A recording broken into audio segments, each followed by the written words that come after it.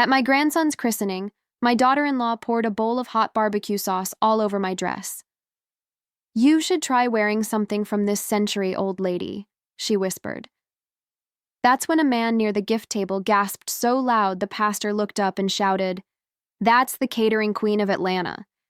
That afternoon, I chose to do something, and if you're listening to my story right now, I'd love to know what city you're in, or just what time it is for you. Follow me if you want to hear how this ends, because I tell a new story every day. If I don't handle this just right, I'm going to lose my son forever. The church hall is glowing, filled with that soft Sunday light that makes you believe in forgiveness. White balloons drift near the ceiling. Little sandwiches are cut into stars. The scent of sugar cookies and fresh coffee hangs in the air. I'm at a table in the back, near the kitchen doors, with some of Michael's old neighbors who give me those polite, tight smiles that say they've been told to be careful. I tell myself it doesn't matter. A grandmother's love doesn't need a front row seat to be real. Michael looks so proud holding his son, little Leo. He catches my eye when the pastor blesses the baby, and for a second, the years of distance between us just melt away. Hope is a dangerous thing. It feels like a warm hand on your back, right before the shove. Tiffany, my daughter-in-law, moves through the room like she's the one who invented light. Her dress is the color of a peach that's never been bruised. She holds a glass of sparkling cider and owns every conversation she joins. When the food is served, a beautiful spread from a new caterer she insisted on, I can't taste a thing. I'm too busy memorizing the way Michael's shoulders relax when he laughs. Tiffany's laugh is a performance, a little bell that calls for attention. I'm halfway through a cup of lukewarm coffee when I sense her standing behind me. The conversations nearby seem to dip, like someone's holding their breath. "Diana," she says, her voice loud enough to carry. Her smile is bright and sharp, like new broken glass. "We just wanted to thank you for the quilt." I turn, my hands folded in my lap. "It's a family tradition, dear." I can smell her perfume, expensive and floral, with a bitter note underneath. "For everything you've done for Michael," she continues, and her voice gets just a little colder. "All those years you were so busy building your little business." The air tightens. Phones start to angle in our direction. My skin feels too small. "If you'd like to talk about this later?" "Oh no, right now is just perfect." She leans in, and the sweetness falls away from her face like a cheap mask. "He told me all about it. The school concerts you missed, the holidays you worked, the dinners he ate from a takeout box. You picked recipes over your own son, and now you want to show up and play the doting grandma." The heat rises in my face before the sauce even gets there. I start to stand up, but her hand is on my shoulder, pressing me down. Her nails are like little claws through the fabric of my dress. The bowl in her other hand is a blur of white ceramic, and then a sudden hot wetness spreads across my chest. Sticky and sweet and burning.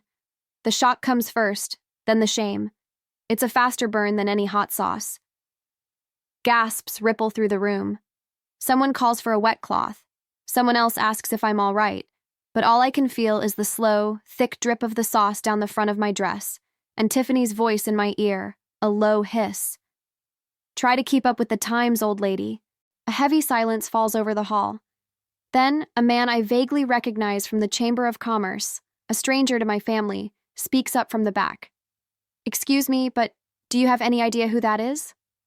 He says a name, my name, and then the name of my company, a company I built with my own 2 hands from nothing. "She's a mogul." The word hangs in the air, clean and sharp as a diamond. People turn. They look at my simple dress, my modest car in the parking lot, and then they look back at me, their faces a mix of confusion and recalculation. Tiffany's grip on the empty bowl loosens. Michael is frozen near the pulpit, holding the baby, his face a storm of confusion. Phones are out, recording. I stand up, very slowly, the sticky sauce pulling at my skin. I walk toward the exit. Every step on the linoleum floor sounds like a judge's gavel. No one stops me. No one says a word. At the door, I hear him, my son. "Mom, wait. What's going on? Is that true?" And I just keep walking, because I can't look at his face and hold on to the truth of who I am at the same time. Back at my house, the bathroom smells of dish soap and tomatoes.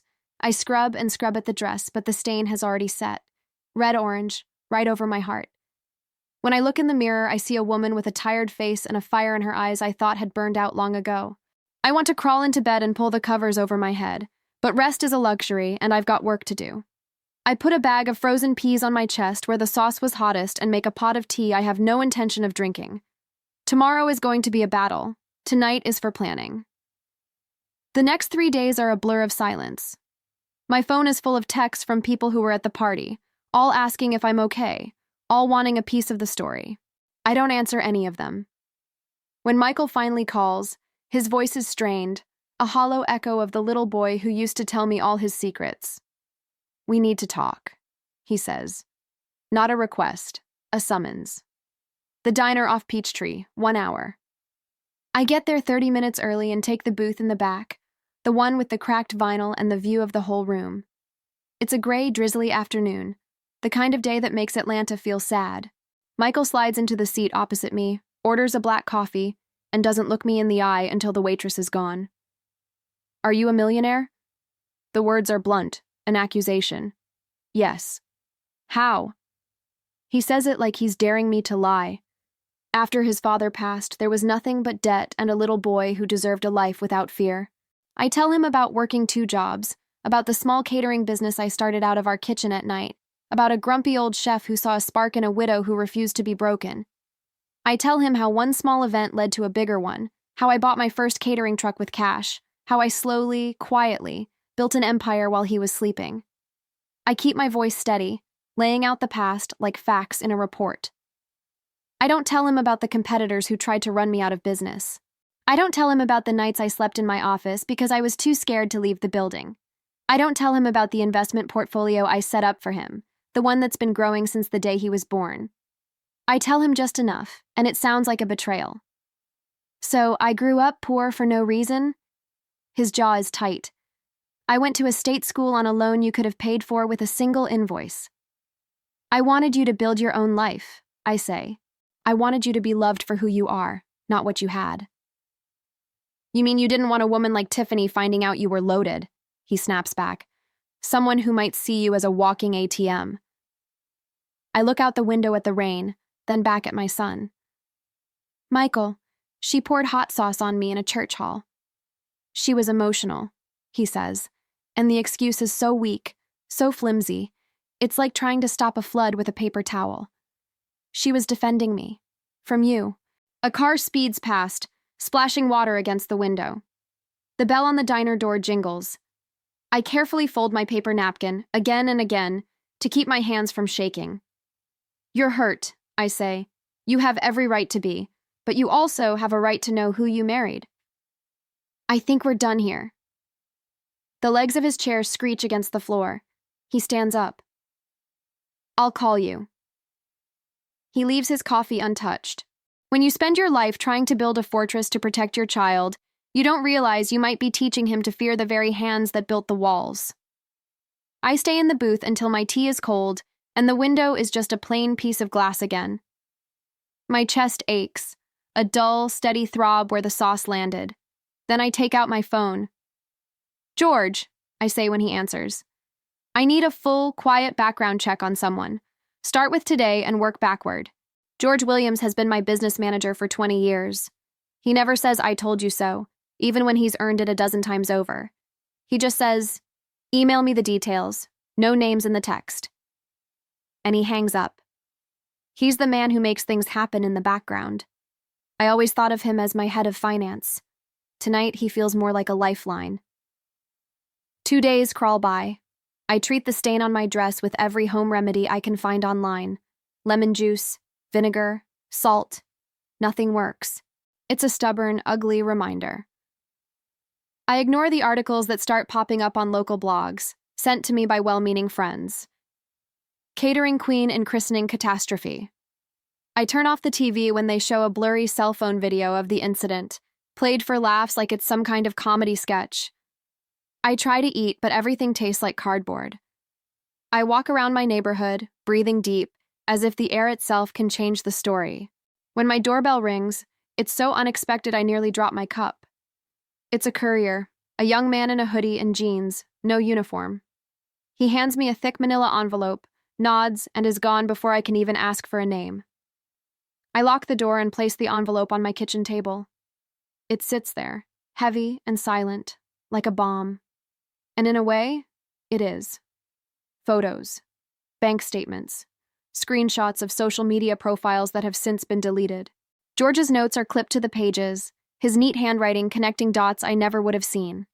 Tiffany's life before my son was a carefully curated performance of glamour and ambition. A series of older, wealthy men. A timeline of expensive trips that started just weeks after new relationships began.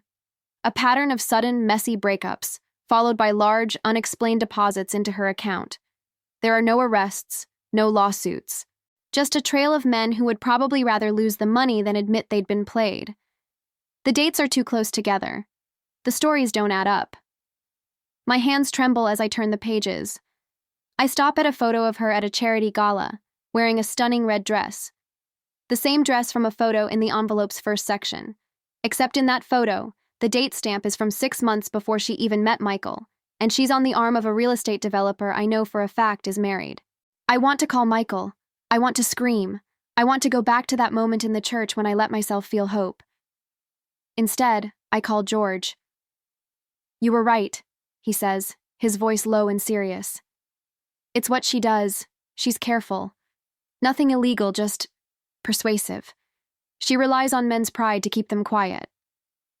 "Keep digging," I say. "I want to know everything. Schools, old jobs, any legal issues, no matter how small. If she's going to try and paint me as a confused old woman, I need to know exactly who is holding the brush." "I'm on it," he says. It's almost midnight. Through the wall, I can hear my neighbor's television, the sound of a sitcom laugh track. I spread the photos out on my table, a grim collage of my daughter-in-law's past lives. And I decide, right then and there, that if I have to be the villain in this story to save my son, then I'll be the best damn villain he's ever seen. I've been called worse things than that. The next morning, I get a text from Michael. "Tiffany wants to come over and apologize. Tonight. It's a performance, a trap, maybe both." But I text back a simple, "Okay, 7 p.m. I decide to make his favorite meal from when he was a boy. My slow-cooked beef stew. And I make sure to put in just a little too much salt, just enough to be noticed. I put on an old, comfortable cardigan, one with a small hole in the sleeve. I look in the mirror and see a woman who looks like she could easily forget where she put her glasses, let alone run a multi-million-dollar company. I hold that look until it feels like my own skin. They show up at 7 on the dot, the kind of punctuality that demands praise. Michael won't look at my dress, but his eyes keep darting to my chest, where the faint outline of the stain is still visible. He winces.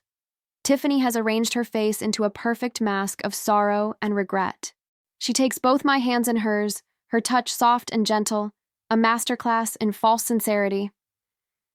"Diana, I am so sorry," she says, her voice thick with emotion that isn't there. "I don't know what came over me. I let all my feelings about Michael's childhood. I was just so wrong." I look at her face, searching for a single crack in the facade. "Thank you for coming," I say. "Please sit." The dinner is a minefield of over-salted stew and awkward small talk. I let my hand tremble a little when I lift my water glass. "Some days I just feel so scattered," I say, looking down at my plate. "I was even thinking I should probably see a doctor, for my memory." Tiffany's eyes light up, a tiny spark in the darkness. "That's a very good idea," she says, her voice dripping with concern. "We actually know a wonderful doctor who specializes in helping seniors." "Let's not get ahead of ourselves, Mom," Michael says, but the word mom sounds awkward, like he's trying on a shoe that doesn't fit. "But we do want to help," Tiffany jumps in, "with whatever you need. Finances, decisions about the business, so you can relax and enjoy your retirement." I take a slow, deep breath. "That would be a relief," I say, and I watch her take the bait. "I've been thinking it's time I made things easier on both of you. For the future." Michael's fork stops halfway to his mouth. Tiffany's hand, which was resting on his, clenches for a second. then goes soft again. It's a strange, chilling thing to watch someone mentally counting your money while they're looking you in the eye. They leave soon after that, feeling like they've won. I wash the dishes, letting the hot water run over my hands, and listen to the old house settle around me. Once everything is quiet, I call George. I need 2 things, I say. The best hidden cameras you can find and a name. A name for what? A retired police detective, someone who understands the long game and isn't afraid of a little family drama. He doesn't ask why, he just asks, how soon? 2 days feels like an eternity when you're waiting for a storm to hit. I busy myself with routines. The cameras arrive in a plain brown box, tiny little things, pinholes of glass that can be hidden anywhere. In the smoke detector, in a picture frame, in a clock on the wall. The microphones are even smaller, little specks of technology that can pick up a whisper from across the room. I walk through my house, rehearsing, practicing the lines of a woman who is starting to lose her grip, practicing the words of a mother who is finally ready to let her son take over. When Tiffany calls to schedule a time to talk about next steps, her voice is like warm honey. I tell her to come on Saturday. At 7 p.m., I bake a lemon meringue pie, his favorite, and I burn the crust just a little. I leave a stack of my company's financial reports on the coffee table, looking messy and disorganized. I write down a list of questions about my own business, questions I know the answers to but will pretend to be confused about. Then the doorbell rings, an hour early. I look at the security monitor. It's Michael. Alone. He looks like a man who hasn't had a good night's sleep in a week. "Mom, can we talk?" he says, the second I open the door. He doesn't sit down. "It's about your health." The careful line I've been walking suddenly feels like a tightrope over a canyon. "My health is fine," I say calmly. "Tiffany's worried. She says you've been getting things mixed up. You called me by Dad's name the other day." He swallows hard. It worried her. "What do you want me to do, Michael?" I ask, and the question feels like it costs me a piece of my soul to ask. "Just see a doctor. Her doctor. A Dr. Evans. He's supposed to be the best with seniors." Her doctor. The words land on the carpet between us, heavy and dead. "I'd rather find my own doctor." He raises his hands, then lets them fall. "Mom, you're 71 years old, and you're living like this when you're secretly loaded. It's not normal. I don't know what to believe anymore." And there it is, the flip. The moment where my son, my own child, stands in my living room, speaking words Tiffany planted in his mouth, and he doesn't even know it. I take a breath, steadying myself on that tightrope. "All right," I say, my voice soft. "I'll see someone. I'll let you help. I'll even talk about getting some help with the company accounts." The relief on his face is a punch to the gut. "But first," I add, "you sit down with me, and you let me tell you the real reason I worked so hard all those years." He stays, and he listens. Or at least, he hears the words. He leaves with a hug that feels more like a pat on the back. The door clicks shut. The tiny microphones in the room record the silence. I stand in the middle of my living room, and the burn on my chest seems to flare up again, a phantom pain, a reminder that humiliation has a long memory. My phone buzzes. It's George. "You need to see this," he says. A link appears on my screen. I click it. It's a photo, taken from a distance, grainy, but it's clear enough. Tiffany at an outdoor cafe, leaning in close to a man in a crisp suit. I recognize him from an article I read last year. Dr. Evans, a psychiatrist known for his expert testimony in court cases, especially cases involving the competency of wealthy seniors. There are notes below the photo, appointments. A clear, cold plan to have me declared incompetent, to have guardianship of my assets handed over to my loving son and his caring wife. I look at the photo until the faces blur. Then I look up, at the tiny black lens hidden in the corner of my bookshelf. And I smile, a real smile, a hard smile, the kind of smile I haven't used in 30 years. If my son is being led toward the edge of a cliff, then I will be the one who builds the wall he will hate me for, right up until the moment he realizes it saved his life. Saturday is waiting, and so am I. Ready. The doorbell rings at 9:02 a.m., the kind of early that feels like an ambush dressed up as eagerness. I'm in my old robe, my coffee half finished, the morning still sleepy. I check the monitor. It's Michael and Tiffany. She's holding a box from the best bakery in town and wearing a look of deep, profound concern. I take a breath, smooth my robe, and open the door. "Surprise!" Tiffany chirps, her voice a little too bright. "We brought pastries. It's so important to have a good breakfast." Michael's smile is hesitant. "Can we come in?" I step back, letting them pass through the hall, past the photos of a life they think they understand. Tiffany is holding the pastry box, and under her other arm she's carrying a thick, leather-bound binder. It's a deep purple color, with a small engraved gold plate on the front that says, "Family Affairs." She places the box on the table like an offering and the binder like a claim. "I made something for you," she says, "just to help you get organized. So many of our friends are helping their parents with this kind of thing. It's totally normal." Michael isn't looking at the binder. He's looking at me, his eyes searching my face for something. Confusion? Frailty? "We just want to help, Mom." I get the coffee, slice the pastries, letting the simple, steady movements of the knife calm my racing heart. The silence stretches until Tiffany can't take it anymore. "So," she says, flipping the binder open with a flick of her wrist. "The first section is for all your medical information. Doctors, medications, insurance cards. Then, we have a section for financials. Bank statements, bills, all your business spreadsheets. You're so organized," she adds with a little laugh that's supposed to be charming. "And then a list of emergency contacts. Michael and I have filled in what we could, but we'll need you to help us with the rest." She spins the binder around to face me. The tabs are laminated, color-coded. The financial section has lines for account number, website login, and password. Tucked into a side pocket are two official-looking forms: a durable power of attorney, effective immediately, and a healthcare proxy designation. A yellow sticky note is attached to the power of attorney form. It says, "We can get this notarized today." "Not today," I say, my voice quiet but firm. Let's not rush." "Of course," Tiffany says, not missing a beat. "We can start small, just getting all your passwords in one place. That would be a huge help." I pick up a piece of a cheese Danish, buying myself time.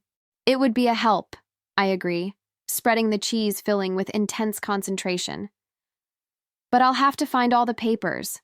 They're in so many different places." Tiffany puts her hand on my arm, a gesture that's meant to be comforting but feels like a leash. "That's why we're here," she says. She lays out a plan for the week: a friendly notary who can come to my house, an appointment with Dr. Evans, just to get a baseline, a trip to my bank, just to add our names as a view-only contact on your accounts. Nothing major. View only, I repeat, so you can look but not touch. "Exactly," she says, and the word touch hangs there between us, a promise and a threat. Michael is quiet until his coffee is gone, then he clears his throat. "Mom, we made an appointment with Dr. Evans for tomorrow afternoon. He's the best. If you don't like him, we'll find someone else." I see the photo in my mind again. The cafe, the psychiatrist, Tiffany leaning in. "One appointment," I say. And then I get a second opinion from a doctor of my choice. Michael's shoulders slump in relief. Tiffany smiles, the triumphant smile of an angler who feels a fish on the line. They leave after a respectable amount of time, long enough to look caring, short enough to not seem greedy. When the door is locked, the house seems to breathe with me. I text George one word: "Pastries." He calls immediately. "How many pages in the binder?" "2 forms, power of attorney and healthcare proxy, and a whole section for my passwords." Good Lord. I can hear him shuffling papers. "You still okay for the appointment with Evans tomorrow?" "I'm okay. The cameras are okay. I'll have a man in the coffee shop across the street, just in case. I don't like the sound of this." "Understood." I look at the binder, at the elegant, trapping font. "Let's find out more about his other patients." "Already on it," he says, and hangs up to go find the answers. Dr. Evans's office looks like money. Soft leather chairs, a quiet little waterfall in the corner, a receptionist who speaks in a hushed, soothing voice. The air smells like lavender and compliance. I fill out the forms with a hand that I make just a little bit shaky. I carry the clipboard to the desk like it's heavy. "Diana," he says, standing up when I enter his office. His desk is completely empty, not a paper or a pen in sight. "It's a pleasure to meet you." His handshake is firm and warm. His eyes are kind, but they move over my face with a cool, professional assessment, lingering for just a moment on the faint stain on my dress. We sit in 2 comfortable chairs by a large window that looks out over the city. He asks me about my sleep, my diet, if I ever get lost in familiar places, if I forget words. His questions are gentle, like a rising tide, until you suddenly realize you're in over your head. "Let's just do a simple cognitive screen," he says finally. "Nothing to be nervous about. It's just to see where we are today." He gives me 3 words to remember: river, hat, table. He asks me to draw a clock. He asks me to count backward from 100 by 7s. I answer most of the questions correctly. I let myself hesitate once or twice. When he asks me for the 3 words, I give him 2. River, table. He smiles a gentle, knowing smile. "Thank you, Diana," he says, making a note on a pad. "You're doing great." "Tiffany speaks very highly of you," I say, smoothing the fabric of my skirt. "You 2 had lunch last week." His pen stops for a fraction of a second. It's almost nothing. Then it starts moving again. "I like to get a full picture from the family," he says smoothly. "It helps me to understand their concerns." "Of course," I say, looking at the little waterfall. It just keeps flowing, not caring who's watching. At the end of our session, he leans forward. "You're a very sharp woman, Diana, but I do see some small signs of mild cognitive impairment. It's very common at this age. I'd like to recommend a full neuropsychological evaluation, just so we have all the data. In the meantime, it might be a good idea to let Michael and Tiffany help you with some of the more stressful decisions, like finances." "Mild impairment," I repeat, "and I should let my son handle my money." "Just to give you peace of mind," he says. But his smile says, "For theirs." He prints out a single sheet of paper and slides it into a thick envelope. "This is a letter for your primary care physician," he says. I don't have one I've seen in years, but I give him a name of a doctor I know is retired. He walks me to the door, his hand on my elbow, the perfect picture of a caring doctor. I step out into the hall and take a deep breath. Across the street, in the coffee shop, a man in a baseball cap is doing a crossword puzzle. He doesn't look up. My phone buzzes. A text from George. "Got it." I don't ask what he got. I don't ask how. I just go home and try to remember what the clock looked like after I drew it. The first attack comes disguised as a courtesy, a call from the compliance department at my brokerage firm. The man's voice is smooth and rehearsed. "Mrs. Monroe, this is David from Client Services. We received a letter from a physician expressing some concerns about potential cognitive decline. As a protective measure, we've placed a temporary hold on any wire transfers over $50,000 until we can conduct a review and speak with your son, who you've listed as a contact. This is for your protection, of course," he adds. "The hold," he says, "will last a week or 2. All they need to lift it is a letter from my doctor clearing me. The email he sends is a masterpiece of corporate doublespeak, full of policies and procedures and comforting phrases that all add up to one thing. I am no longer in complete control of my own money." I call my bank. The branch manager, a woman I've known for years, sounds genuinely sorry. "Diana, you know we value your business," she says, her voice full of that false sympathy people use when they're following a script. "But a clinician's letter is a serious matter. We have to be cautious. Why don't you and Michael come in next week, and we can talk about the best way to move forward?" Easier for who? I want to scream. But I don't. I make an appointment I have no intention of keeping.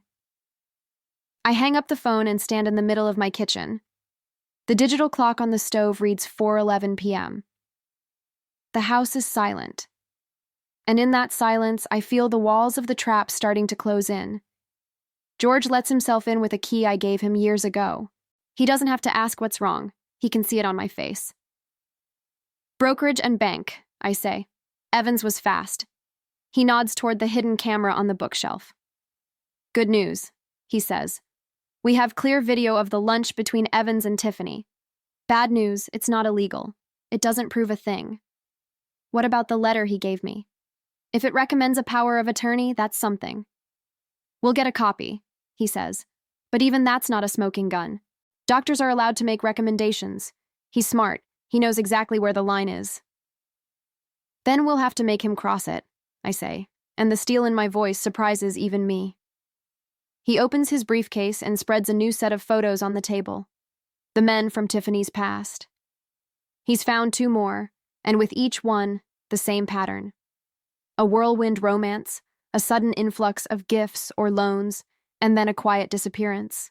A blinking cursor on his laptop shows a video file is still uploading. The footage from inside Dr. Evans's office. There's something else, he says. Every time she gets a large sum of money, it's transferred out within 48 hours to a series of LLCs, all registered to the same P.O. box. The binder, I say, thinking of the neat tabs and the power of attorney form. They'll be back, soon, probably with a notary. Then we give them something to notarize, he says. Something that looks too good to be true. I shake my head. No, not a document. A conversation. I want them to say it, out loud. I want the cameras to hear what they want. He leans back in his chair, the gears turning in his head. Okay, he says slowly. We set the bait. You offer them a large gift. Today, before any documents are signed. We record her pushing to get it in writing, pushing for that power of attorney, using your confusion as the reason. And then what? And then, he says, we call a friend of mine, Sarah. She used to run the elder fraud unit for the state. She hates schemes like this more than anything. The last time I had to deal with law enforcement, it was over a zoning dispute that almost bankrupted me. A different time, a different life. But the feeling is the same. Not yet, I say. First, we invite them to dinner. I'll set the stage. A wire transfer I can't figure out how to do. A password I can't remember. He nods, a slow smile spreading across his face. Saturday, I say. Tonight. No, tomorrow. Let them think it's their idea. He stands to leave. I'll boost the audio on the mics, and I'll park a car down the street with a remote recorder. If they try to take you somewhere, I want a record of it. Thank you, George, I say. It's not enough, but it's all I have. They return the next afternoon, right on time, as if being punctual is a virtue that cancels out all other sins. Tiffany is wearing a soft cream-colored sweater, the picture of gentle concern. Michael is carrying a bouquet of daisies, and with them is the notary, a friend of Tiffany's who just happened to be in the area, a woman with a purse big enough to hold a dozen forged documents. We can get to that later, if we need to, I say, waving toward the binder on the table. I actually asked you here for another reason. I want to do something for you now, for your future. Michael looks confused. Tiffany's eyes narrow for a split second, then her face smooths into a mask of grateful surprise. Diana, that is so generous, she says. And then, carefully. But only if you're sure. We don't want to pressure you. It would be a relief, I say, letting my voice sound tired, to let go of some of this responsibility. I open my laptop on the kitchen table. George has installed a piece of software that perfectly mimics my bank's website. It looks real, it acts real, but it can't actually move any money. The numbers on the screen are correct. I click on the wire transfer page. My hand is perfectly steady. I was thinking, I say. We could start with a proper christening gift, something to help you two get started.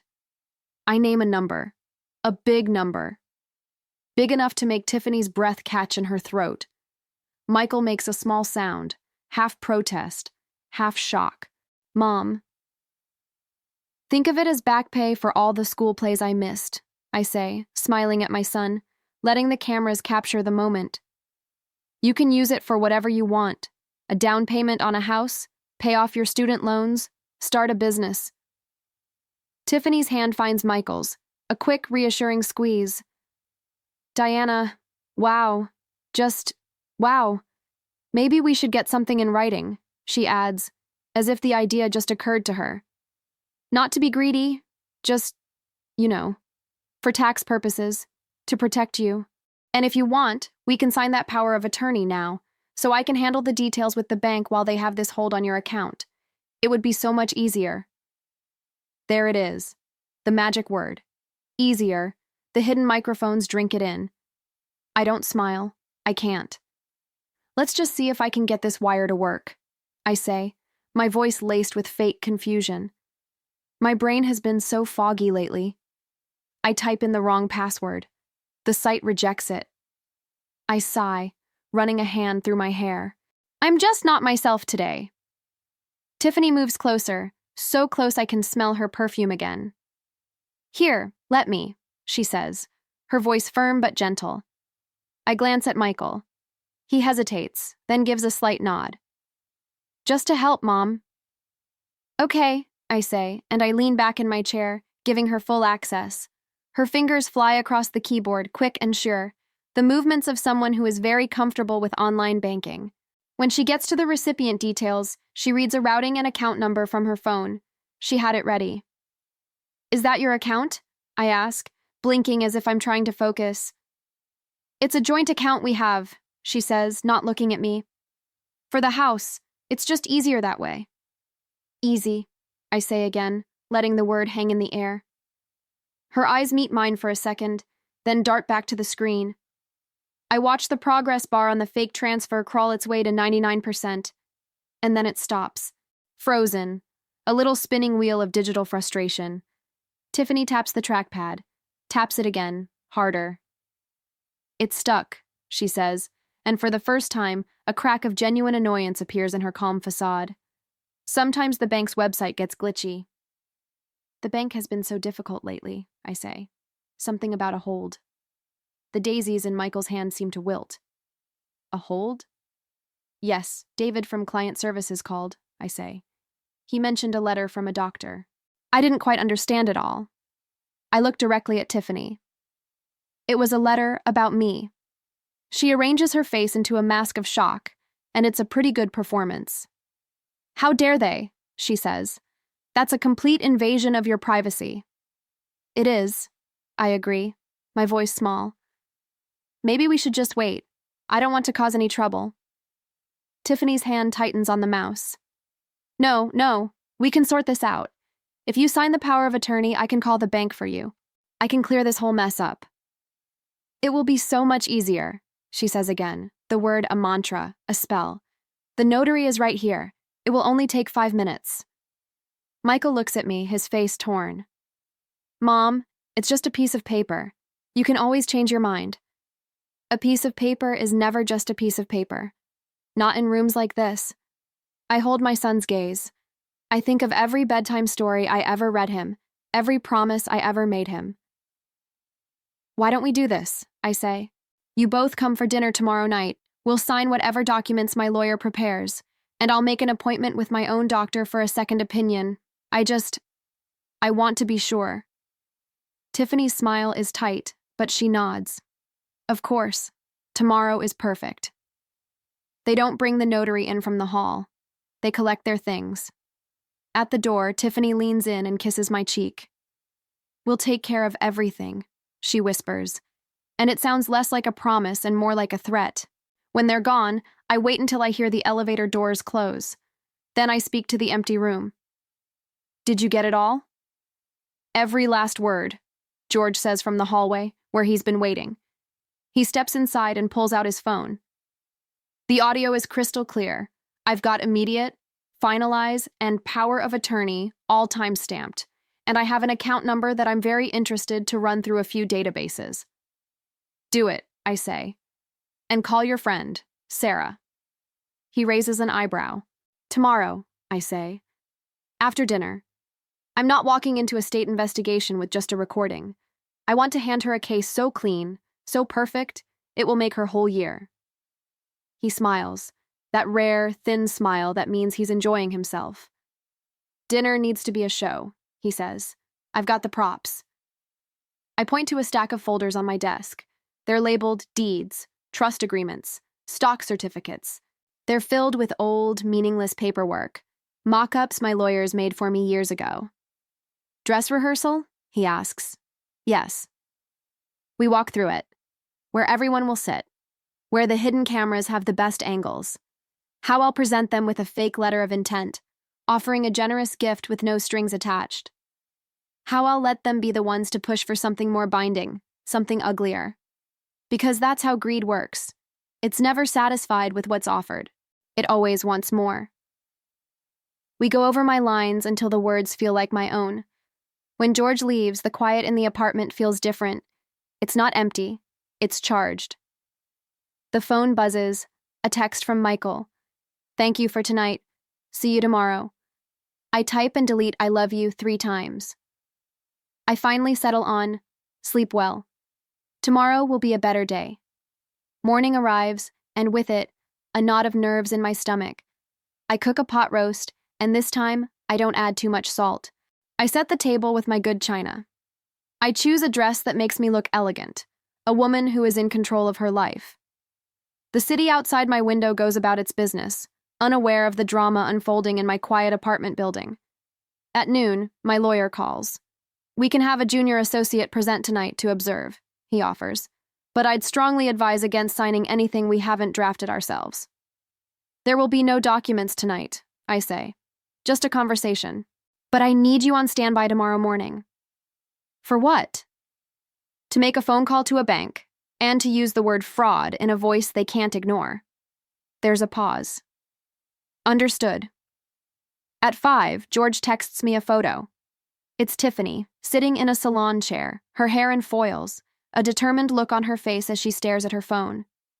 The caption reads, Game face. A small mean part of me is glad she's spending money she doesn't have yet. At 6:59, the elevator dings. Michael gives me a quick, awkward hug. Tiffany brings a bottle of expensive wine and a smile that could charm a snake. We eat. We make small talk about the weather, about a new restaurant downtown, about anything other than what we're all thinking. The pot roast is perfect, and I feel a pang of sadness at how much pleasure it gives me to see my son enjoy my cooking. When the plates are cleared, I take out a single sheet of heavy cream-colored paper. My letter of intent. My hand shakes just a little, just enough. This is what I'd like to do, I say. My voice is soft, but it carries in the quiet room.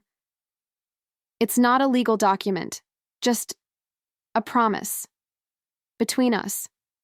Tomorrow, we can have the lawyers make it official. I slide the paper across the table.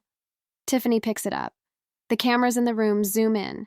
She reads it, her eyes moving quickly. This is incredibly generous, Diana, she says. But if you're really sure, we could just have this notarized.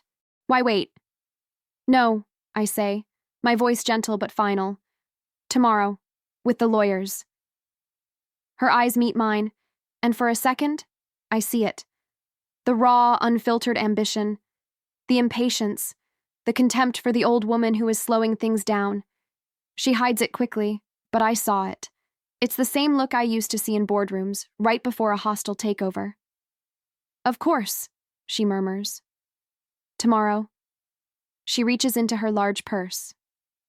In the meantime, she says, pulling out a folded document, could you just sign this? It's just a temporary authorization.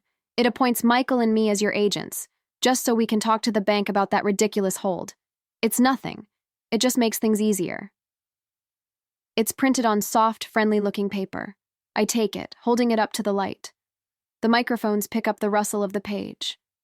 Temporary, I read aloud. The text underneath is dense with legal jargon, but I see the words. Immediate and durable. Full powers. The kind of language that could strip me of everything. Just until tomorrow, she coos. Just until tomorrow, I repeat, and I look at my son. Michael. He has a thin sheen of sweat on his upper lip. The same way he looked when he was 6 and tried to convince me the dog had broken my favorite vase. I know what this is, I say, and I know what it could do. I put the pen down. Tomorrow. Tiffany smiles, a flash of white teeth. Tomorrow, she agrees. But the word sounds different coming from her. It sounds like a deadline. When they leave, Michael hangs back for a moment in the hall. Thanks, Mom, he says, his voice so quiet I can barely hear him. For trying. For loving you, I say. There's no try in that. Tiffany calls his name from the elevator. He gives my hand a quick, desperate squeeze, then he's gone. The door clicks. The lock slides into place. I stand in the silence and listen to the house breathe. Then I turn to the corner of the room, to the tiny, unblinking eye of the camera. George, I say to the quiet, call Sarah. Tell her dinner was a success. And tell her to bring a warrant, a big one, big enough for a binder. Agent Sarah Jenkins is not what I expected. No trench coat, no dramatic flair. Just a woman in a practical blazer with intelligent eyes that seem to take in everything at once. George holds the door for her, then melts into the background. Mrs. Monroe, she says, her handshake firm, her face calm. I'm Sarah. I offer her coffee. It feels like the right thing to do. She accepts, black. She glances at the cameras, a quick professional nod. No judgment. Then she gets right to it. Let me be direct, she says, her notebook still closed. Elder financial exploitation is a serious crime. Your recordings are excellent, but without a clear demonstration of her intent, the case is harder to make. We need to get her on the record, clearly stating what she wants and why, and we need to do it before she gets spooked and tries to file for an emergency guardianship. Emergency guardianship? The words send a chill down my spine. Ex parte petitions, she says. It means they can go to a judge with a letter from a doctor and a story about how you're confused and vulnerable. A judge can grant temporary control of your assets before you even know it's happening. By the time you get a lawyer, your bank accounts are frozen, and you're a stranger in your own life. I sit up straighter. So how do we stop that from happening? We get there first, she says. Would you be willing to make a pretext call to your daughter-in-law? We'll record it. You'll ask simple, direct questions. You'll let her do the talking. You can even tell her you're recording the call for your memory. She nods toward the camera. In this state, that's all the consent we need. But I have a feeling she'll give it to you anyway. She will, I say. Tiffany's never met a stage she didn't like. Sarah looks at George. I'll need everything you have on the clinic, Dr. Evans, and the bank. George slides a neat folder across the table. He's one step ahead, as always. Clinic's address, Evans' license number, the name of the compliance officer at the brokerage and the manager at the bank. We also have photos of the lunch, last Thursday, corner of 2nd and Pine. Sarah flips through the folder, her expression unreadable. This is good context, she says, but it's not proof. The call will be proof. Her eyes meet mine again. We'll send preservation letters to the clinic and the bank this morning. That will stop them from shredding any documents. We'll start the process for subpoenas, but it will all move much faster if we can give a judge a compelling reason to hurry. I can give you a reason, I say. She's coming back tonight. Sarah's pen finally comes out. For what? Dinner, part 2. She thinks she's going to get my signature on that power of attorney. Good, Sarah says. Let's get this call done now, while she's feeling confident. We sit at my kitchen table and workshop the script. Sarah is a ruthless editor. She cuts out any words that are vague or emotional. She boils it down to a list of simple, unavoidable questions. I'm recording this for my memory. Is that okay? Wait for a clear, yes. I want to understand the bank hold. What do you need me to sign today to get the wire transfer done?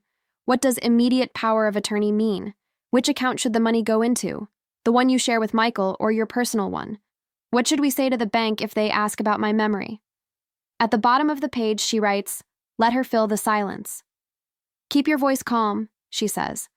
A little confused, but not helpless. We're not trying to prove you're smart. We're trying to prove she's greedy. I practice my tone. A little softer, a little breathier. The voice of a woman who is tired of fighting. George watches, his face a grim, straight line. Sarah dials the number and puts the phone on speaker. It sits on the table between us, a small black box that holds the fate of my family. Tiffany answers on the second ring, her voice bright and cheerful. Diana, I was just thinking about you. We're so excited for tonight. I'm looking forward to it too, dear, I say, and then I take the leap. Before I forget, I'm going to record our conversation, just so I can remember all the details. Is that all right? There's a pause, just a beat. Then, of course, that's a great idea. Consent, clean and clear. I got another call from the brokerage this morning, I say, letting a little worry seep into my voice. They mentioned that hold again. Something about a doctor's letter. Can you just walk me through what you need me to do tonight to get that wire transfer taken care of? Oh, that, she says, her tone casual, dismissive. It's just a silly bank rule. They get nervous when a doctor mentions anything about memory. We can make it all go away if you just appoint us as your agents. Durable and immediate. We'll handle the bank. We'll handle the transfer. You won't have to do a thing. Durable. Immediate. Handle the transfer. Sarah's pen makes a small, sharp tick on her notepad. What does immediate mean exactly? I ask. I'm not very good with these legal terms.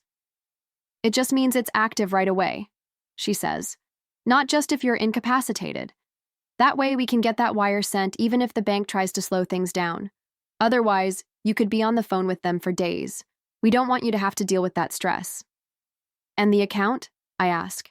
Should I use my main account or the one you and Michael share? The joint one, she says, without a moment's hesitation. It's much easier. Then we can tell the bank it's a family gift. They understand that. What do we tell them about my memory? I ask, and I'm proud of how frail I sound. That you're being proactive, she says, with a tinkling little laugh. That you're simplifying your life by delegating. They like that kind of language. Whatever you do, don't use the word confused. It just gums up the works. Sarah raises one eyebrow. It's the only praise I need. I'll need a notary, I say. Do you have one you recommend? I'll bring one with me, she says. A friend. She's very discreet. The pen ticks again. I add one last detail. I wrote a little letter for tonight, I say. Just a promise. We can all sign it. Maybe the bank would like to see that. That's a wonderful idea, she says, and I can almost hear her smiling. I'll bring some of those little sticky flags so we know where to sign. Sticky flags. George lets out a silent, bitter laugh. We hang up. The silence in the room feels heavy, full of her voice. Sarah doesn't smile. She doesn't need to. That, she says, is everything we need. What happens now? I ask. Now I send the preservation letters. I write an affidavit with the time-stamped recording. What she said about handle the transfer and don't mention confusion, combined with the bank hold, is enough for me to get a judge to sign an emergency order for her financial records if I need to. Tonight, you let her guide your hand to the signature line. Bonus points if her initials end up next to the word immediate. And if she tries to get that document notarized, knowing you're confused, you don't stop her. You let her do it. I nod. My lawyer? Have him on call tomorrow, she says. I'll coordinate with the U.S. Attorney's Office. You're going to stay here tonight. Lock your doors. If anyone shows up with a petition, you text George and me, and you say nothing but, call my lawyer. Understood, I say. It tastes like victory and ashes in my mouth. Agent Jenkins? Yes? Thank you for not treating me like I'm made of glass. She almost smiles. You're not. The knock comes at noon the next day. A man in a cheap suit holding a sheaf of papers. Mark opens the door before I can move. Dana Monroe? He asks. Who's asking? Mark says, his voice flat. Process server, the man says, pleased with himself. Ex parte petition for temporary guardianship. Hearing is in 5 days, and a wellness check from Adult Protective Services is scheduled for this afternoon. Leave it, Mark says, and shuts the door. He places the documents on the table. I read them, my hands steady, my heart pounding. The petition quotes Dr. Evans. Mild cognitive changes. Concerns about executive functioning. It quotes Tiffany, confusion, missed appointments, unsafe. It claims I called Michael by his father's name. A lie, built on a single slip of the tongue years ago. It asks the court to appoint an emergency guardian to protect my assets. My hands are shaking now. I wonder if she actually believes any of this. Mark sends a photo of the documents to Sarah. Her reply is instant. Expected. Do not engage. Record everything. I'm not answering the door for a wellness check, I say. You will, Mark says, but not alone. At 2:30, they arrive. A social worker with kind, tired eyes and a police officer who stands in the background, a silent, uniformed presence. We received a report of concern, the woman says, her voice gentle, about possible vulnerability. I am surrounded by people who love me, I say, and I invite them into my spotless kitchen. I answer their questions calmly. Yes, I do my own shopping. No, I don't drive at night anymore. Yes, I pay my own bills. Yes, my family is trying to help me. And yes, I am carefully considering if that help is what's best for me. When she asks if I feel I'm in danger, I look her right in the eye. No, I say. Not anymore. They leave. The door closes. Mark lets out a long, slow breath. They're moving faster than we thought, he says. So are we, I say. Tonight we end this. I choose a restaurant. An old steakhouse, dark wood and leather booths. A private room in the back. A waiter who is discreet and professional. Mark sits at the bar, just another businessman having a drink alone.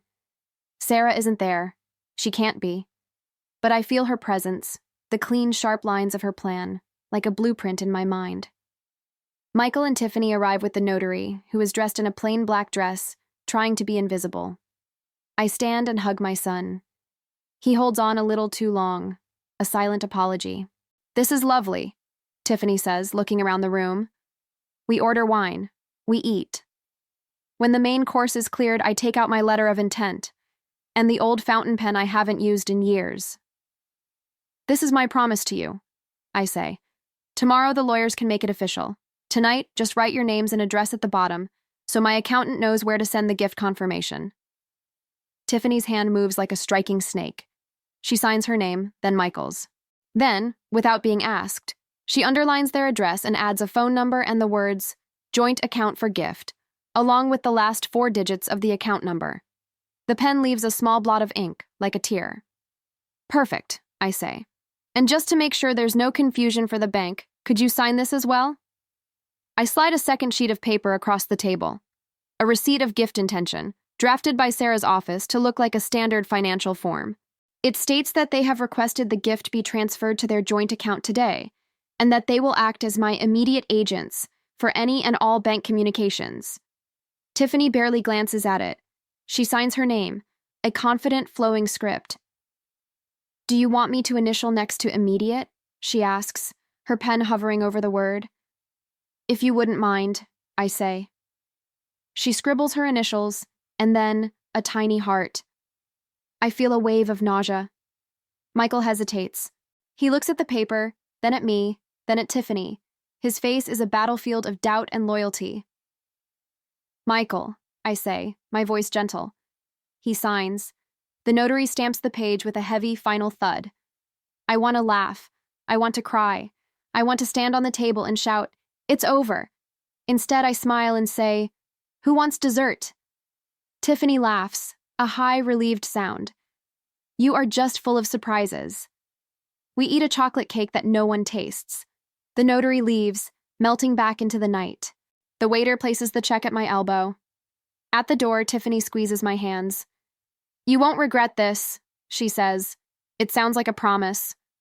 Tomorrow, I say, 10 a.m., my lawyer's office. Perfect, she says. And then to Michael, loud enough for me to hear, we'll stop by the bank at 9. Give them a heads up. The elevator doors close, swallowing them whole. Mark is at my side before the waiter has cleared the table. We got it, he says. Her initials next to immediate. The account number, unprompted. It's all on tape. Call Sarah, I say. He does. I listen to his side of the conversation. Yes, on video. Yes, notarized. Yes, the timeline is clear. When he hangs up, he's wearing that small, satisfied smile again. She said, and I quote, That's the ball game. We're moving. I don't sleep. I sit by the window and watch the city lights. At 6 a.m., Sarah texts, heading to the AUSA's office. Hold tight. Do not go to the bank. At 8, Michael calls. Mom, we're heading to the bank now, he says, his voice cheerful, oblivious. Just to smooth things over. Then we'll see you at the lawyer's. No, I say, my voice calm but unbreakable. You will meet me at my lawyer's office at 10. We will call the bank from there, on a recorded conference line. There is a long silence. Riley said. Riley can join us at 10, I say, and the steel in my voice surprises both of us. This is because of that stupid petition, isn't it? Mom, she only filed it because she was worried about you. She filed it because she's in a hurry, I say. 10 o'clock, Michael. I will be there with my attorneys. If you are not there, we will proceed without you. He hesitates. Okay, he says finally. 10. I hang up and take a long, deep breath. Mark brings me coffee. At 9:20, my phone rings. A restricted number. The brokerage compliance line. I put it on speaker. Mrs. Monroe, this is David again. I'm calling to let you know we received a call this morning from a Ms. Tiffany Monroe, identifying herself as your power of attorney and requesting a wire transfer. Do not honor that request, I say, my voice clear and cold. I have not granted her any such authority. My counsel will be in touch shortly. Of course, he says, his voice suddenly nervous. Our only goal is your protection. Mine too, I say, and hang up. At 9:45, I walk into a conference room that smells of old paper and quiet power. My lawyer shakes my hand. At 10:05, Michael and Tiffany walk in. Her smile is gone. We went to the bank, she begins, and they refuse to speak with us. Because they follow proper procedure, I finish for her. I point to the speakerphone in the middle of the table. Let's call them together. My lawyer dials. The banker's voice is cautious. We are recording the call. I state for the record that I have authorized no one to act on my behalf. I confirm that a hold is in place. I state that any letters from any physicians are currently under review. Tiffany tries to interrupt. As Mrs. Monroe's agent? You are not her agent, my lawyer says, his voice like ice. Not today. She falls silent. For the first time, I see her without a plan, without a script, and she looks small. The call ends. My lawyer hangs up and turns to Tiffany. We are also aware, he says, his voice dangerously mild, that you filed a petition for guardianship. We will, of course, be responding. Would you like to withdraw it now, or shall we proceed to the hearing? Her face is pale under her makeup. We will proceed, she says, her voice a thin thread. We are only concerned for Dana's welfare. If that is true, the lawyer says, then I suggest you stop attempting to commit wire fraud in her name. Michael flinches as if he's been struck. Tiffany just smiles. Of course. As they are leaving, Agent Sarah Jenkins steps into the room. She's holding a folder. A judge signed the warrants this morning, she says, placing them on the table. For the clinic records, and for the joint bank account Ms. Monroe so kindly identified on your recording. She looks at me. We're on the clock. What do you need? Stay home, she says. No surprises. We want them to feel safe. We want them to make one more mistake. What about the guardianship hearing? I ask. 5 days. We'll be there, she says. We'll bring the tapes. We'll bring the notary. We'll bring David from the brokerage if we have to. The lawyer smiles. That I'd like to see. Sarah ignores him. They will either escalate or retreat, she says to me. If she escalates, she gets sloppy. If she retreats, she leaves a trail. Either way, we win. I nod. And Michael? I ask, my voice barely a whisper. Sarah's expression softens. He's going to have to find his own way out of this, she says. Your job is just to make sure there's a bridge waiting for him when he does. Mark walks me to the elevator. You did it, he says. No, I say. We did. The elevator doors open. I step inside and see my reflection in the polished steel. A woman who looks tired and old and stronger than she has ever been in her life. My phone buzzes. A text from Michael. Can we talk? Alone? I don't know if he wants to apologize or to yell. I only know that I have to go. I will always choose my son. But I will not let him choose to be a victim. Yes, I type back. The diner. Now. The diner smells of stale coffee and regret. Michael is already there, in our usual booth. Riley says you're trying to ruin her, he begins, his voice low. She says you set her up, that you called the FBI.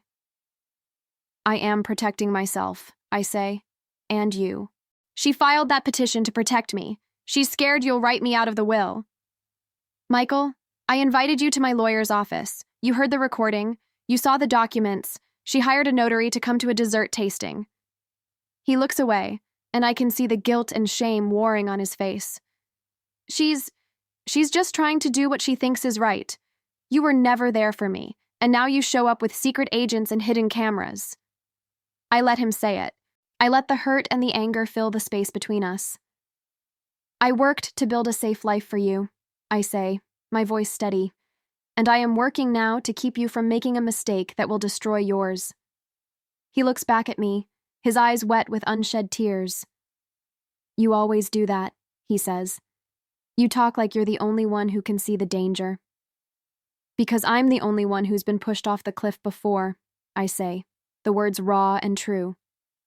I know what the landing feels like, and I will not let you learn it the same way I did. He is quiet for a long time. I love her, he says finally. It's not an excuse, it's a confession. I know, I say, but you have to love yourself more. He stands up, his chair scraping loudly. He leans over the table, his hands planted flat. If I have to choose, he says, his voice shaking, between you and my wife, I choose my wife. The words hit me like a physical blow. I nod once because if I try to speak, I will shatter into a million pieces. Okay, I say, I'm still choosing you. He leaves. The bell on the door jingles. The rain starts to fall again. I sit in the booth where my son has just broken my heart, and I let the pain wash over me. Then I text Mark. Choice. He replies instantly. Understood. Come home. Agent Jenkins doesn't visit. She sends a message. Hearing is Friday. Preservation letters have been served and acknowledged. Bank data is on its way. Hold. Holding feels like trying to nail jelly to a wall. I clean. I organize. I find the letter of intent and smooth out the wrinkles. Tiffany's little heart initial seems to mock me. At 5:30, Mark arrives. Jenkins is moving, he says. The U.S. Attorney's Office has notified the probate court of federal interest in the guardianship case. It's a warning shot. Tiffany won't like that, I say. No, he says, a grim smile on his face. She'll escalate, which is exactly what we want. He opens a folder. Clinic records are in. Dr. Evans scheduled you for a full neuropsych evaluation next week. Jenkins got the appointment logs, and a text from Tiffany's number to the clinic the day after your visit. It says, need letter for court ASAP. Emphasize executive function and finances. The clinic replied, that's not our standard procedure. And then a few hours later, the letter was sent. Executive function, I say, the words tasting like poison. Jenkins is getting a warrant for the text message metadata, Mark says. If Evans tailored his diagnosis at the request of a non-patient, that's a very bad day for him. And the account? I ask. The initial bank records show a pattern. Large incoming transfers from multiple sources, all marked as gift or loan, all transferred out within 48 hours to a series of shell corporations. It's useful, I say, but it doesn't feel like winning. At 7:30, the intercom buzzes. A woman's kind voice, adult protective services, a man's deeper voice, Officer Jennings. A follow-up, the woman says, and a police escort. Mark's shoulders tense. The second check, he says. Let's give them a show. We let them in. They are polite, professional. They ask the same questions as before. I give them the same answers. They ask if they can look around. I let them. They leave, their forms filled out, Their concerns officially satisfied. When the door is locked, I realize I'm leaning against the wall, my legs weak. At some point, I say, I would like to stop having to prove my sanity to strangers. Soon, Mark says. I promise. Thursday is a blur of phone calls and legal maneuvers. The hearing is moved up to 9 a.m. Friday. Sarah calls. We're going to do a knock and talk with the notary, she says. Just a friendly chat. See what she remembers about that temporary language. What will that accomplish? I ask. It will tell Tiffany, she says, that the water is getting warmer. At noon, Mark sends me a photo. Tiffany, in the lobby of my bank, arguing with the manager. 10 minutes later, another photo. Tiffany, leaving the bank, her face a mask of fury. The caption, denied. The bank calls me. Your daughter-in-law was just here, the manager says. We explain that we can only speak with you and your counsel. Thank you, I say. At 1, I get a video message from an unknown number. It's my own front door, and Tiffany's voice, full of fake concern. Diana? It's me. We're so worried. Michael said you left the stove on again. It's a lie, perfectly crafted to make me look incompetent, a trap designed to get me to respond in anger. I put the phone down. I sit on my hands until the urge to fire back a furious text subsides. I forward the video to Mark and Sarah. Sarah's reply, nice try, do not engage. Mark's reply, check your door camera. You were on the phone with me at that exact time. We have an alibi. I still feel the rage, hot and helpless. At 3, we have the meeting at the brokerage firm. It's me, my lawyer, and David, the compliance guy. We are recording. He asks me a series of questions to confirm my competency. I answer them all, my voice clear and steady. When he asks if I have been pressured to transfer funds, I say, my daughter-in-law has repeatedly asked me to wire a large sum to an account she controls and to sign a durable power of attorney. I have declined. David blinks. He says, thank you for your time. We leave. On the sidewalk, Mark is waiting. The notary talked, he says. What did she say? She said Tiffany told her it was urgent, that you were sweet but confused. She said she just stamped the form they gave her. And then she said, was this for the same client as last time? Jenkins has the texts. One of them says, can we make the form sound less scary? She gets nervous around big words. Last time? The words hit me like a cold wave. Different man, Mark says. Same playbook. We walk the rest of the way in silence. Friday morning, the courtroom is cold and imposing. The judge is an old man with a face that has seen too much. Tiffany is there, with a lawyer who looks expensive and smug. Michael sits behind them, his hands clenched in his lap. My lawyer stands. He speaks calmly, laying out the facts, the recordings, the notarized document, the attempts to access my accounts, the federal investigation. The judge listens, his face unreadable. He looks at Tiffany. Ms. Monroe, he says, his voice quiet but carrying through the room. Do you love your mother-in-law? She tilts her head, a perfect picture of sincerity. Very much, Your Honor. Good, he says. Then you will have no objection to my order. The petition for temporary guardianship is denied. A full capacity evaluation may be scheduled, with a physician of Mrs. Monroe's own choosing within 30 days. No party shall attempt to access Mrs. Monroe's accounts without a further court order. And if I hear one more word about pressure or confusion, I will schedule a contempt hearing that you will not enjoy. The gavel comes down with a soft, final thud. Tiffany's face is a blank mask, but her lawyer's eye is twitching. Michael looks at me, his face full of a pain so deep I can feel it across the room. In the hall, Agent Jenkins is waiting. Good, she says. Now we tighten the net.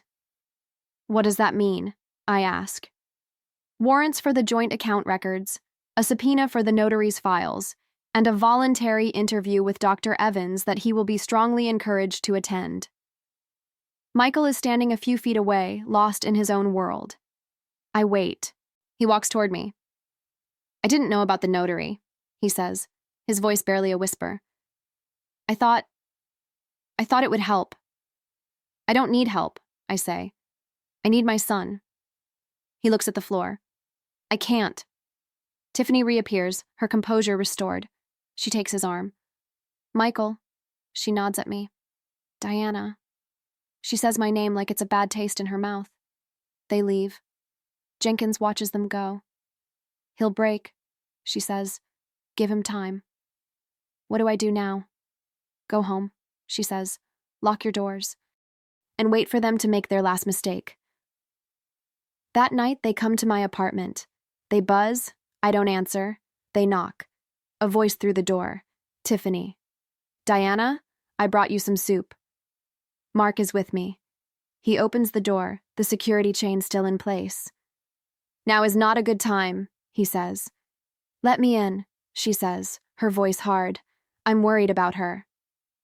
Is Dana okay? Michael asks from behind her. I'm fine, Michael, I say, my voice loud and clear. Thank you for the soup. Just leave it by the door. There is a long silence. The hearing was a mistake, she says. We can fix this, as a family. Then stop acting like a predator, I say, and the words are a release. Mark closes the door. We hear their footsteps retreat down the hall. My phone buzzes. Agent Jenkins. Bank warrants came back. The joint account is a revolving door of gifts and shell corporations. Subpoena served on the notary. Dr. Evans's interview is tomorrow at 8 a.m. Get some sleep. I text back, do you ever sleep? Later, she replies. Then I write a letter. To my son. Evan, I write, and then cross it out. Michael. I love you. If you were the judge, I would ask for no mercy. If you were the jury, I would present no evidence. You are both, and you are my son. I am leaving this bridge for you. I will not ask you to cross it. I will only ask you to know that it is there. I put it in an envelope and write his name. Then I turn out the lights. In the morning, we will go to war. And when it is over, he will be there. And I will be there. The fence he will curse me for, until he understands it was the only thing that saved him. Saturday morning smells like rain and resolution.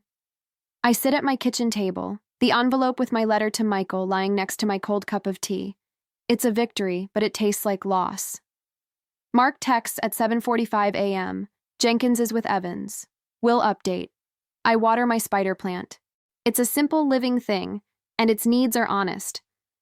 The city outside is waking up, a gray, quiet hum. At 8:35, another text. Evans' interview done. He admitted to tailoring the letter after receiving a text from Tiffany requesting he focus on executive function and financial decision-making. Says he felt she was being proactive. We have the text thread. A second later, another message. Metadata has been requested. I can picture it. Dr. Evans, in his expensive suit, trying to smooth things over, trying to frame it as a favor for a concerned family member, while the truth sits on the table between him and a federal agent's badge. Proactive. That's what he called it. Maybe it is, in a world where care is just a strategy for control. I pour myself another cup of tea I won't drink. At 9:15, Agent Jenkins calls me directly. We have Dr. Evans's admission, she says. No preamble. He claims he was acting in his patient's best interest, but he confirms he altered his assessment at Ms. Monroe's specific request. That gives the AUSA a clear line of argument. We're drafting an affidavit to update the probate court and to support a wider warrant for the Shell Corporation records. What do you need me to do? I ask. Stay put. Your lawyer will file our notice with the court. Just sit tight. She pauses, and for a second, the professional agent is replaced by a human being. You're handling this well. Define well, I say, but she's already hung up. By 10, the apartment feels like a cage. I reorganize my spice rack. I refold all the towels in the linen closet. Mark stops by to swap out the memory cards from the cameras. He tells me Jenkins's team is getting 2 more warrants. One for a UPS store where Tiffany has a P.O. box registered to one of the shell companies. The other for a burner phone she seems to use only in the afternoons. How do you know about a burner phone? I ask. She's a creature of habit, he says, and he's gone before I can ask more. At 11:20, Michael texts, Can we talk? It's the same 3 words that have preceded every major crisis in his life. The bad report card, the first fender bender, the day he told me he was getting married. I text back, public place, the diner, noon. I walk there, each step on the damp sidewalk feeling heavy. He's already in the booth, nursing a cup of coffee. He looks like he hasn't slept. "You told the FBI my wife is a criminal," he says, his voice flat. "I gave them recordings of her own words," I say, sliding into the vinyl seat. "They'll decide what to call it." His jaw is tight. "She said you trapped her, that you dangled a huge amount of money in front of her to make her look bad, that you're doing all this to punish me for marrying her." "I dangled the truth," I say. "She's the one who put her initials next to immediate and gave me a P.O. box number for the wire transfer." He looks out the window, at the rain-streaked street. "She played me a voicemail," he says. "From my aunt. Tiffany had called her, crying, saying you were having another episode, that you were talking about giving all your money away to strangers. She was worried you were a danger to yourself." "I was practicing," I say. "I was practicing how to stay safe with Mark." He laughs, a short, bitter sound. "Do you even hear yourself, Mom? Safe? Does any of this feel safe?" "It's safer than giving your entire life to a woman who thinks a notarized stamp is a blank check," I say. "Michael." My voice is softer now. "Come with me to my lawyer's office this afternoon. Just listen. Listen to what they've found. Then you can decide if I'm punishing you or if I'm trying to save you." He rubs his face with his hands, a gesture of pure exhaustion. "She's my wife, and you're my son," I say. "Both of those things are true, but only one of us is asking you to think for yourself." He lets out a long, shuddering breath. "Fine," he says, standing up so quickly he almost knocks the table over. 2:00, Baker and Row. He leaves his coffee, leaves me, leaves the conversation hanging in the air like smoke. By the time I get home, there's a message from my bank manager. Her voice is different now. The false sympathy is gone, replaced by a cool, professional calm. "Mrs. Monroe, we've received a federal preservation order regarding your accounts. We will, of course, be cooperating fully. The hold on large transfers will remain in place pending the outcome of the investigation. Your normal access to funds is not affected." It's a polite way of saying, we know which way the wind is blowing. "Thank you," I say to her voicemail. At 1:45, Mark and I are back in the conference room at Baker and Row. My lawyer is there, along with a junior associate who takes notes without ever looking up. Agent Jenkins arrives, carrying a folder that seems to hum with a dangerous energy. Michael is on time. He looks pale, his eyes darting around the room as if he's looking for an exit. Tiffany walks in a moment later. She's wearing a crisp white blouse and a look of calm, righteous indignation. She believes she is the hero of this story. "Thank you all for coming," my lawyer begins. "This meeting is being recorded, with the consent of all parties." Everyone nods. Tiffany smiles, as if the camera is an old friend. Agent Jenkins does not waste time on pleasantries. "We can make this brief," she says. "Ms. Monroe, on Thursday evening, on a call you consented to have recorded, you instructed my client to sign an immediate, durable power of attorney and to wire a significant sum of money to a joint account that you control. Later that night, you initialed a notarized document to that effect. Yesterday morning, you attempted to use a faxed copy of that document, which did not contain my client's signature, to authorize a wire transfer. And this morning, Dr. Evans confirmed that he tailored his medical assessment of my client at your specific texted request to emphasize her supposed confusion about financial matters." Tiffany doesn't have her lawyer with she. This isn't a formal interrogation. It's a strategic ambush. She arranges her face into a mask of wounded innocence. "I was trying to help my mother-in-law," she says, her voice trembling slightly. "She asked me to. She was the one who offered the money. I just wanted to make sure it was done legally to protect her." Jenkins doesn't even look at me. She flips a page in her folder. "We also have bank records showing a pattern of large incoming gifts to that same joint account from at least 3 other individuals over the past 5 years, all followed by immediate transfers to a series of shell corporations registered to a single P.O. box. Can you explain that?" Tiffany blinks. Those were loans from friends.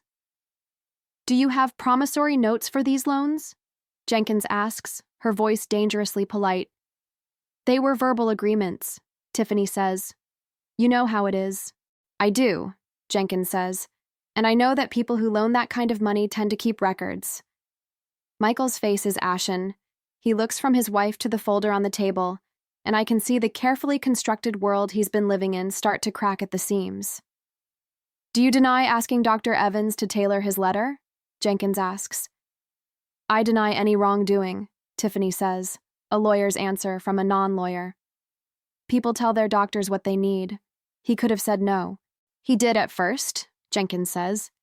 Then you texted again. We'll be discussing his change of heart with the state medical board. Tiffany's focus sharpens. You're trying to ruin me because I care about my husband's mother. No, Jenkins says, her voice almost gentle. We're documenting a felony. My lawyer clears his throat. Ms. Monroe, he says, if you have an attorney, now would be a very good time to call him. She laughs, a brittle, ugly sound. I don't need a lawyer to talk about my own family. Jenkins slides a copy of the notarized letter of intent across the table. Tiffany's neat, careful handwriting, the underlined address, the little heart next to her initials.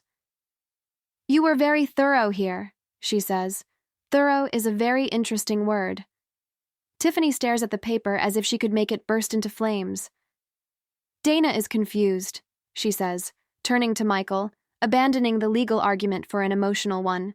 She's always been forgetful. She thinks she's protecting you, but she's destroying our family. Michael looks at me, and I can see the last, desperate flicker of doubt in his eyes. The one piece of the puzzle that still doesn't fit. The one thing that might make him choose her over the truth. Play the tape, he says, his voice hoarse. The phone call. Play it. Jenkins taps her tablet. My own voice, frail and uncertain, fills the room. I'm going to record our conversation just so I can remember all the details. Then Tiffany's, bright and confident. Of course, that's a great idea. The conversation plays out, every word a nail in her coffin. Durable and immediate. We'll handle the transfer. The joint one, it's much easier. Whatever you do, don't use the word confused. The silence that follows is deafening. Michael is staring at his wife, but he's not really seeing her. He's seeing the stranger she's been all along. Tiffany moves fast. The tears come on cue. You begged me for help, she says, her voice rising. You said you were scared you were losing your mind. I said tomorrow, I reply, my voice quiet but clear. And you brought a notary to a steak dinner. Jenkins closes her folder. The sound is soft, but it echoes in the room like a gunshot. Ms. Monroe, we're going to stop here. You are free to go. You are also free to stay and continue this conversation without an attorney present. If you stay, I must advise you that lying to a federal agent is a crime.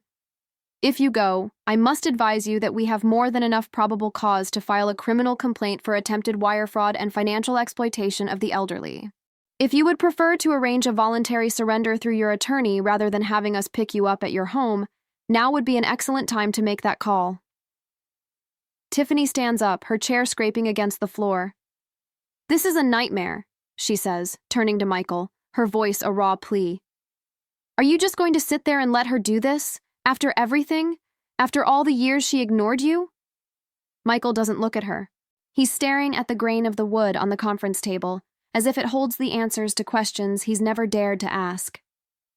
Evan, she says, using a pet name I've never heard before. Please. He lifts his head. The room is so quiet I can hear the air conditioning hum. Did you ask the doctor to change the letter? He asks, his voice flat. Yes or no? I asked him to be clear, she says, twisting the words. Did you try to get her to sign that power of attorney and wire you $500,000 before a lawyer could see the paperwork? His voice is steady now. It's the voice of a man who is finally, painfully, waking up. I was trying to help, she says. Yes or no? He repeats. And in that moment, I see the little boy who always insisted on playing by the rules, because the rules were fair, and the rules were safe. She sees the door closing in his eyes, and she panics. If you choose her, you lose me. He swallows, a muscle twitching in his jaw. If I choose you, he says, and the words are slow and deliberate and devastating. I lose myself. She stares at him, her face a mask of disbelief. Betrayal is a language she is used to speaking, not hearing. Then she smiles. That hard, bright, terrible smile. The one from the christening. I'm calling my lawyer, she says, and she walks out of the room with the defiant dignity of a queen who has just been overthrown. The door clicks shut. My lawyer lets out a long, slow breath. Mark unclenches his fists.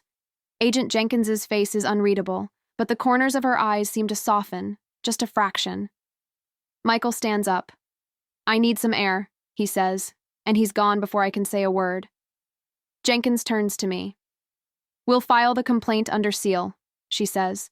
Her lawyer will arrange a surrender this afternoon. If not, we'll go get her. Either way, this is over. Good, I say. She gives me a rare, brief smile. I'll be in touch. My lawyer walks me out. Are you okay? He asks. No, I say. And yes. The news breaks that afternoon. I don't know who leaked it. A clerk at the courthouse. A paralegal with loose lips. But suddenly, it's everywhere. Atlanta catering mogul accuses daughter-in-law of fraud. There are pictures of me looking old and frail. Pictures of Tiffany looking beautiful and glamorous. The story is simple, the kind the internet loves. A greedy young woman, a vulnerable old millionaire.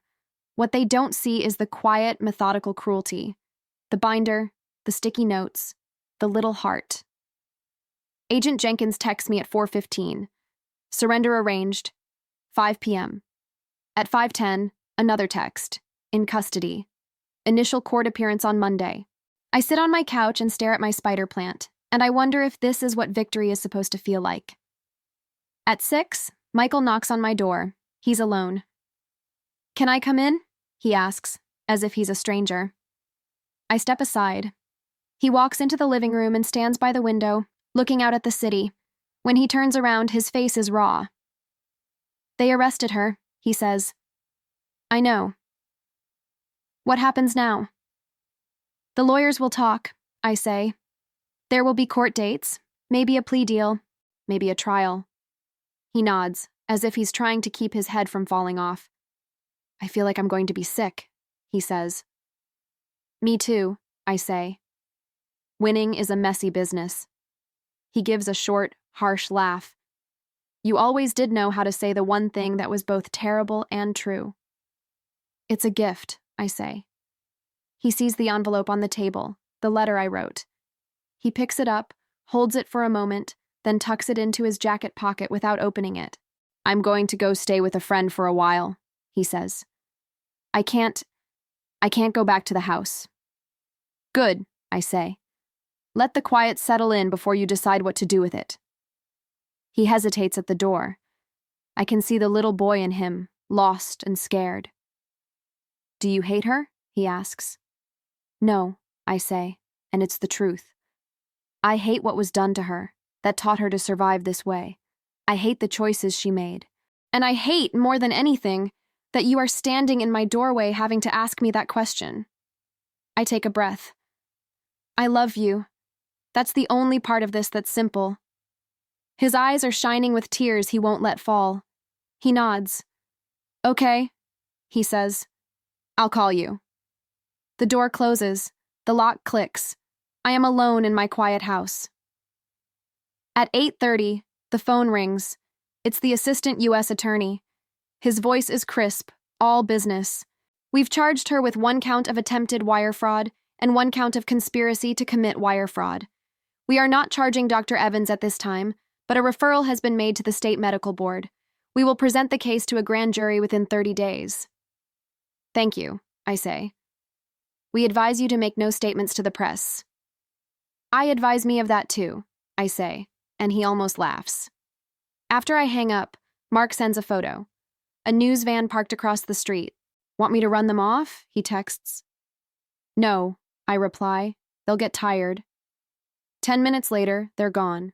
The night is long. I don't turn on the television. I don't look at the internet. I just sit with the silence. The phone rings again, a blocked number. Diana? It's her voice, thin, stripped of all its confidence. Riley.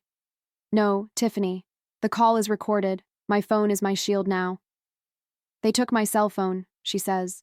This is my one call. And you called me, I say. An interesting choice. You did this to me, she says. You made me into a monster. You built that monster yourself, I say. I just turned on the lights. There's a long silence. I did love him, she says, and for the first time, I think she's telling the truth. Not at first, she adds, the honesty raw and ugly. At first it was a plan, but he was so good. It's easy to love someone good. Then it wasn't a plan anymore. It was just what I do. I don't know how to stop. I close my eyes.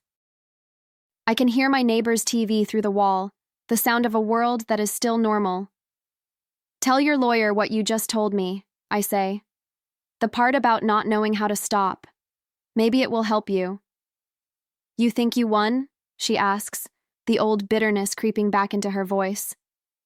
You're just a rich old woman with a spy pen. I'm a mother, I say. That's all that matters. Tell him I'm sorry, she says, and the line goes dead. I stare at my phone until the screen goes dark. Then I take out a small notebook and write 3 sentences. I did not start this fight. I finished it. I will pay the price. It helps to keep the accounts balanced. At 10:30, a final text from Agent Jenkins. Good work. Tomorrow, we rest. Monday, we begin again. I don't reply. I brush my teeth. I get into bed. Sleep, when it finally comes, is a shallow, dreamless thing. I wake up in the dark, the house still and quiet. The battle is over. The war is just beginning. But tonight, there is a strange, quiet peace. My son chose the truth. He did it in his own time, in his own way. He may never forgive me for the cost of that truth. But the fence held. The ground beneath his feet is solid. And for the first time in a very long time, so is mine. Monday morning, the arraignment is brief, impersonal. The charges are read. Tiffany pleads not guilty. Her bail is set. Her passport is confiscated. She has to wear an ankle monitor. I sit in the back of the courtroom. Michael sits next to me. He keeps folding and unfolding the letter I wrote him, the paper growing soft and worn in his hands. When it's over, Tiffany turns and looks for him. He stands up, but he doesn't move toward her. He just meets her gaze. And in that long, silent look, a marriage ends. She leaves with her lawyer, her head held high. Agent Jenkins finds us in the hall. We'll keep you informed, she says. If her lawyer has any sense, he'll push for a plea deal. She looks at Michael, her expression softening. Take care of yourselves, she says. It sounds like a blessing. 3 weeks pass. The world forgets. The news moves on. I don't give any interviews. I don't tell my story. I owe the world nothing. I owe my son everything. We start with breakfast, scrambled eggs and silence, then walks in the park. We don't talk about what happened. We talk about the dogs, the trees, the weather. We see a therapist, a kind woman who doesn't believe in blame. Michael talks about feeling like his whole life was a lie. I talk about feeling like I had to build a fortress instead of a family. We learn to speak a new language, one that is careful, and honest, and kind. On Thursdays, I take him to the first commercial kitchen I ever owned, a small, cramped space in a rundown part of town. It smells of old grease and hard work. I show him my first set of knives, the old ledger book where I wrote down every single expense, every single dollar earned. The burn mark on the floor where a pot of soup boiled over one night when I fell asleep at my desk. He touches the scarred wooden countertop as if it's a sacred object. I'm making some changes, I tell him. The trust fund I set up for him is being restructured, an independent trustee, a board of directors for the company that doesn't include me, a clear, legally binding plan for what happens if I ever do get sick, if I ever am confused. A plan that protects him and protects the business from me, and from anyone who might try to use me to get to him. The state medical board suspends Dr. Evans' license for 6 months. The notary surrenders her commission and, in exchange for immunity, gives Agent Jenkins the names of 2 other clients for whom she notarized temporary documents that turned out to be anything but. Riley's case moves at a snail's pace. Her lawyer files motion after motion. He tries to have the recordings thrown out. The judge denies it. He tries to paint it as a simple family squabble. The prosecutor calls it a calculated predatory scheme. One day, a reporter asks me if I can ever forgive her.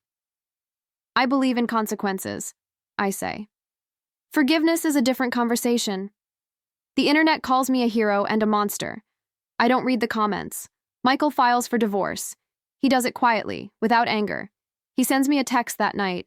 It just says, "I'm sorry." And then, a minute later, I know. He gets a job. He doesn't need the money, but he needs the work. He needs to be a man who builds something of his own. We start having dinner every Sunday.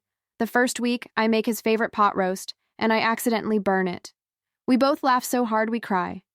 The next week, he brings a lopsided apple pie, and we eat it straight out of the pan with forks. On the 3rd Sunday, he tells me he finally read my letter. He doesn't say what it meant to him. He doesn't have to. "I'm sorry it took me so long to see," he says, looking at his hands. "You saw," I say. "That's all that matters." He nods. And then he does something he hasn't done since he was a little boy. He leans his head against my shoulder, just for a second. But in that 1 second, a lifetime of hurt begins to heal. I learn to let go. I hire a new CEO for the company, a smart young woman who is much better at spreadsheets than I ever was. I take the title Founder and Chairwoman Emeritus, because I still like the sound of it. My last official act is to rewrite the employee handbook. There's a new section now, on financial safety. It says, if anyone, inside or outside this company, ever tries to pressure you into a financial decision, if they use words like urgent or confused or it will be easier, your first call is to our legal department. Your second call is to me. HR tries to make the language more corporate. I don't let them. The months turn into a year. Riley's trial date is set. Her lawyer pushes for a plea deal. The prosecutor offers one. She pleads guilty to a single count of attempted wire fraud.